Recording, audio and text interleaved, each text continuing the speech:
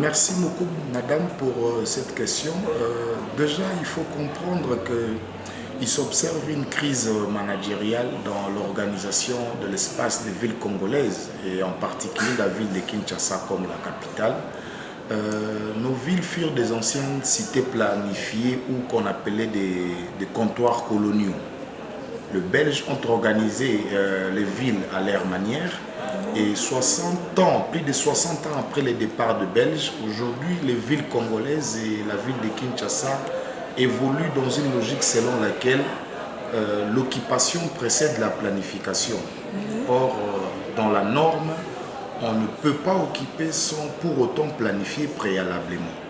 Et s'agissant des constructions que nous appelons, que moi je considère une appellation abusive, anarchique, j'aime bien beaucoup plus employer le terme de constructions illégales. Parce que ces constructions ne respectent pas la norme urbanistique, ne respectent pas la norme architecturale. Et plus loin, je dirais ceci, madame, l'évolution d'une ville, l'évolution d'une cité, d'une commune, d'un espace urbain X ou Y, se développe autour d'un document de planification qu'on appelle plan d'urbanisme. C'est à travers un plan d'urbanisme que la ville est orientée. C'est à travers un plan d'urbanisme qu'on octroie le permis de construire. C'est à travers un plan d'urbanisme que la ville évolue. C'est à travers le plan d'urbanisme qu'on donne des différentes affectations de terrain. Ici, on ne peut pas construire. Ici, on peut construire. À quelle hauteur? Il y a des zones affectées pour les activités, bien entendu, liées à l'organisation spatiale. Malheureusement, à Kinshasa, nous disposons d'un document de planification qu'on appelle SOSAC, le schéma d'orientation stratégique de l'agglomération quinoise, un document qui a été approuvé par l'Assemblée provinciale, un document qui a une force de la loi. Mais fort malheureusement, nous constatons qu'il y a toujours des constructions illégales, des constructions non adaptées à des endroits non appropriés pour construire. Et c'est ça le problème qui se pose à travers cette question de construction anarchique. C'est d'abord par manque de respect des normes, par manque de respect de textes liés à l'urbanisme. La ville est régie par des documents d'orientation, des documents légaux. Mais du moins, c'est lui qui octroie le permis de construire, c'est lui qui lotit l'espace, ne respecte pas ces prescrits urbanistiques. Et la population, elle est mal informée, la population n'est pas encadrée, et aujourd'hui, nous sommes en train de vivre ces différentes conséquences qui est liées à la mauvaise occupation de l'espace.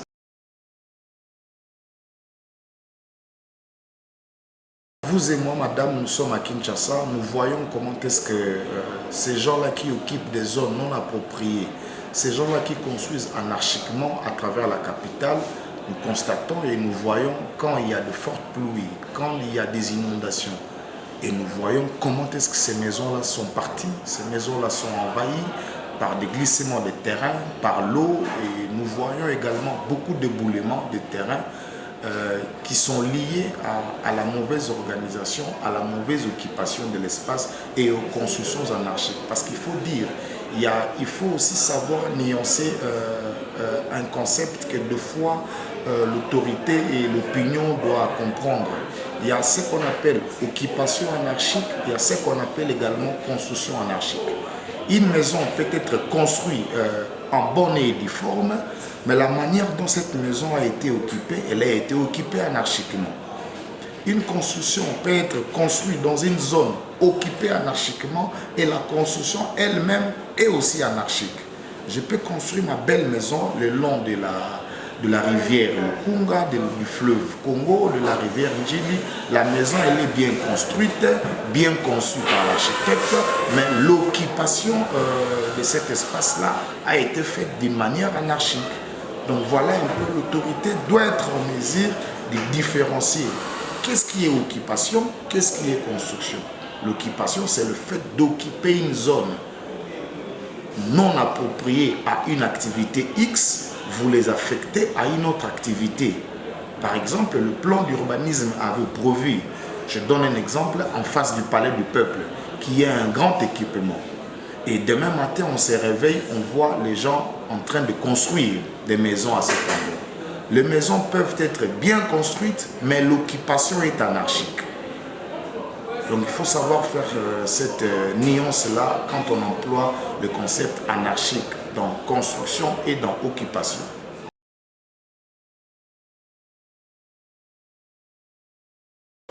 La première recommandation, sinon la suggestion que je peux faire, que je peux formuler aux autorités, je vais rappeler ceci. La ville, c'est l'émanation du pouvoir. Aujourd'hui, le contexte congolais exige que l'autorité politico-administrative, c'est elle qui élève une entité au rang d'une ville. Pour que Kinshasa soit une ville, pour que Maïndombe soit une ville, pour que Inongo soit une ville, pour que Kenge soit une ville, pour que Lissala, Goma, Kikwit soient des villes, c'est l'autorité politico-administrative qui avait décidé que ces entités soient élevées au rang d'une ville. Donc, pour dire que la ville, c'est l'émanation de l'autorité politico-administrative et le plan d'urbanisme, quand on élabore un plan d'urbanisme, c'est l'autorité qui convoque l'élaboration du plan d'urbanisme. Donc pour ce qui est de l'organisation spatiale dans les villes congolaises, le premier responsable, c'est l'autorité politico-administrative. Même le plan ici, que je suis en train de vous brandir, madame, ce plan a été convoqué par l'autorité selon l'article 204 de la Constitution, qui donne le pouvoir aux gouverneurs de doter leur province de plans de développement, de plans d'aménagement de développement.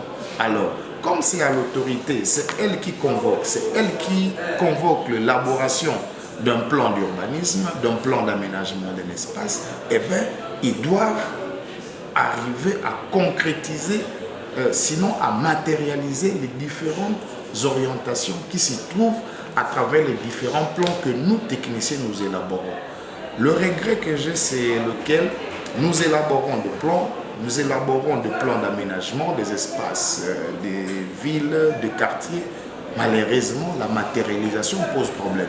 Parce qu'après que moi, j'élabore mon plan d'urbanisme, je le confie à l'autorité. Le plan n'est plus le plan de l'urbaniste.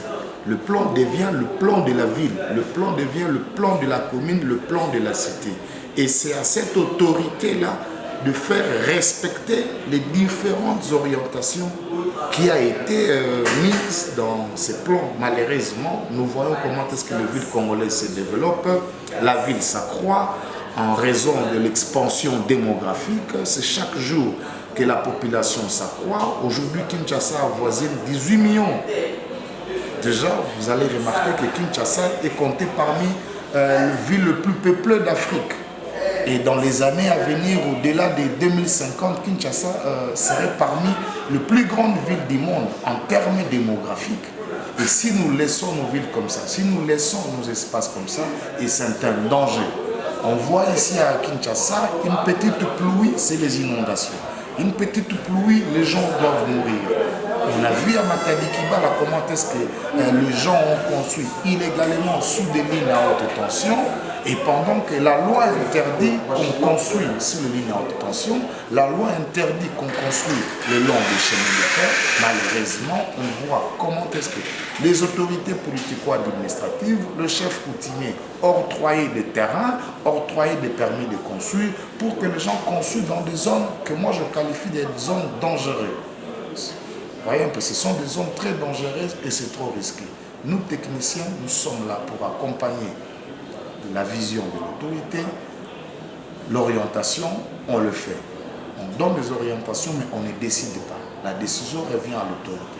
Je peux élaborer un plan de la ville, un plan de la commune, un plan du pays, mais la personne la mieux placée à donner, sinon à décider pour la matérialisation de ces plans-là, c'est l'autorité politico-administrative. Voilà un peu ce que je peux dire à nos autorités concernant cette question d'organisation spatiale. Merci beaucoup. Merci beaucoup, madame.